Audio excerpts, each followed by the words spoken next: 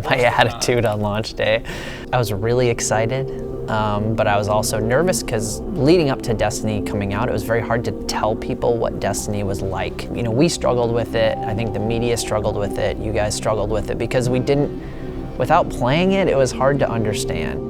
So we have our guys and we play it internally over and over and over again. We're constantly playing the game, but we know, like, until it gets into the hands of the masses, it's like we really don't have any idea of how it's going to be perceived or what people can do with it. They're like seawater, you know, we're not going to know if this thing is watertight until we launch it, you know, and at that point it's like, Godspeed, you know. Best of luck to all of us, because here comes the real test. At that point, like as soon as it came out, like we became in the hot seat because we knew like The Taken King was the next major release. We have to be paying attention more than anyone else to what's going on in the game, what's working, what's not. The whistle is blown, you're about to run out in the field, it's your turn. I think that with other games that I've worked on at Bungie, you exhale when it comes out. It just felt like when vanilla launched last year that like we were just starting to breathe.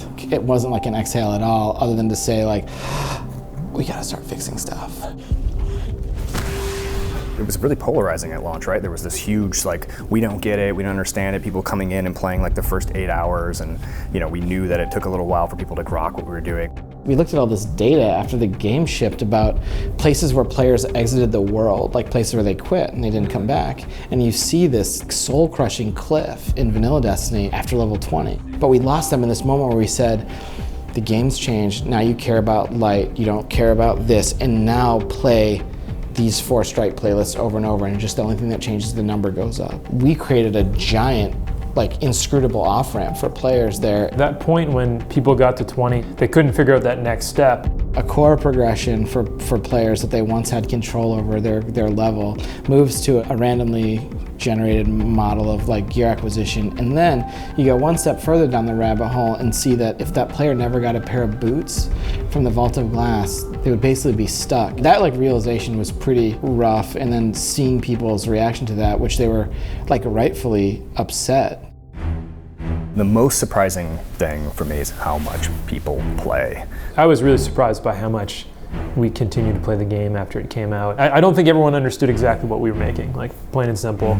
For the last, year and a half of my life, we charted like time playing Destiny, in development, time at work working on Destiny, time playing Destiny at home, and sleep. And you put all of those together and you said like, and what's left? I haven't got a chance to do much else. This is not just a job to somebody who's played for 600 hours. Like, this is a passion. Usually it's done, you ship it, and you're like, I want to do other things. I want to make more and play more Destiny.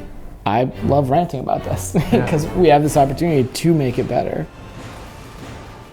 The fans are awesome. I follow a bunch of the YouTubers and streamers on the internet, and the way they talk about the game and the memes on Reddit, like when Reddit used to have like all of the prefixes, like the last word, super good advice. Really, entertaining, but also insightful. Like, I look at it every night before bed. We're at work making this game. I got home at like 11:30 last night, so I don't know what happened in Destiny yesterday. Reddit does. From the beginning, I remember one of the first memorable things Jason said, we don't want to make a game that somebody plays and just puts on a shelf or takes back to a store. We want to make something they can keep playing and they can form memories around, and like a hobby. The only reason the community is so passionate is because they've really put themselves into their character. We call them like a doll. It's like your G.I. Joe, and you're taking them off the shelf. If compared to our last games like Master Chief itself is a cool character, but like my Guardian is like way fucking cooler than the Chief, because he's mine.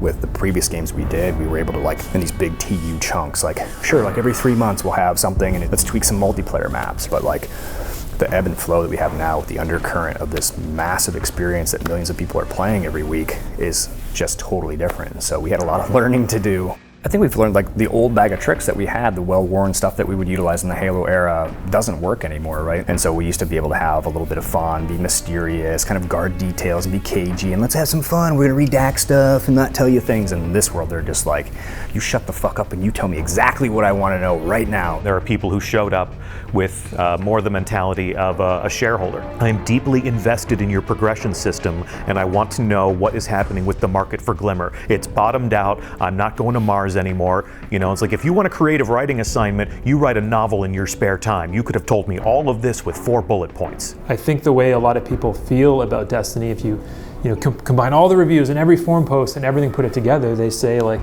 I love playing Destiny, but I hate that it's not better. Right? Like they're angry about it, right? Like I put in 900 hours and I'm mad. You can only be mad about something that you really care about. I think some of it is that it's a character that you've put all this time into. They're taking it personally when something changes. So in some ways that's been a really positive thing for us, but yeah, sometimes the fallout of when these changes do come around has been pretty hard. They log in every day and they show up and they look at their weapons and they see us as this person who comes in and looks at their weapon on the table and just like, smacks it off to the side and says, nope, sorry, like that was too good. You were having too much fun with that, I'm sorry. Like you're not supposed to have fun in this game, right?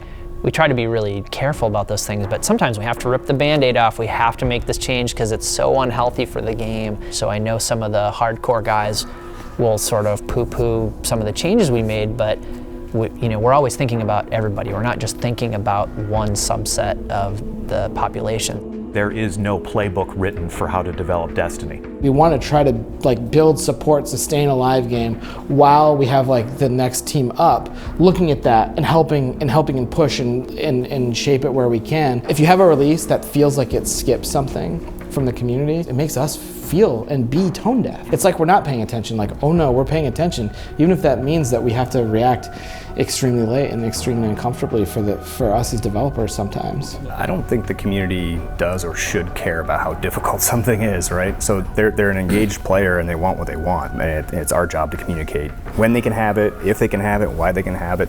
And it's definitely been one of the big sea changes for us, is trying to figure out how verbose can we be, how open can we be about the process. Ever since I showed up at Bungie, people have asked, how does the studio react to anything? And the answer is that it's always mixed. I think the way we react to things like loot caves has evolved too. Before that, the narrative around the studio was they want to make a game and you're going to play it their way. And that was never our intent, but I think it came through loud and clear in the way that we were acting, right? There's what we say and what we do, right? Instead of shutting down the loot cave, we can think about how can we make the game more rewarding. Let's slope the floor to those types of experiences. Creating a monument to the loot cave in the place where it happened was a nice touch, because that's sort of evidence of the fact that this experience has evolved and this world is changing all the time, and we're learning from the way that the player behaves and reacting to make the game better overall. And this was one of the things that was super early in Mark and I and the team's discussions about what we wanted for TTK was a little bit more variety. We wanted to have a little bit of different moods in the way that even within the Vault of Glass raid activity, that single activity has a bunch of moods and tone in it that you're moving through, and we wanted to do more stuff like that for the game. Yeah, take some of those guiding principles behind the Vault of Glass and put that throughout the entire game.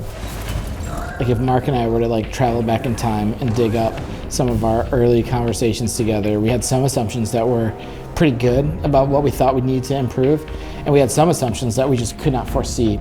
We talked about the real emergence of the quests, in DLC 1, that just chained bounties, chain bounties that were basically the child of Thorn. I'll be totally honest, I didn't even know about exotic bounties when the game had launched. They came in super late and we jammed a few things in at the last minute, and it turned out to be a really great experience. We see these bounty chains emerge in DLC 1, and that was a moment for Mark and I to look at our plans and look at what we were building and say, we're going to pivot, and we're going to pivot hard and fast, and it's going to be big. And that's what led us to the questification both of the Taken King and then later, the whole game. It's always going to be, when you have a game that this many people are playing, a challenge to sort of bring in new players, right? Because you do have that insular kind of clique that gets established. But I think the good thing for us is that community we're finding is incredibly welcoming.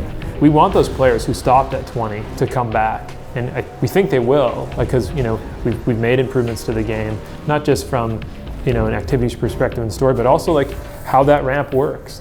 If you stopped playing at 20, now is the time to come back. You can look right in the camera. Please don't. A sincere message to fans. Please don't do that. Dear fans. Keep fighting.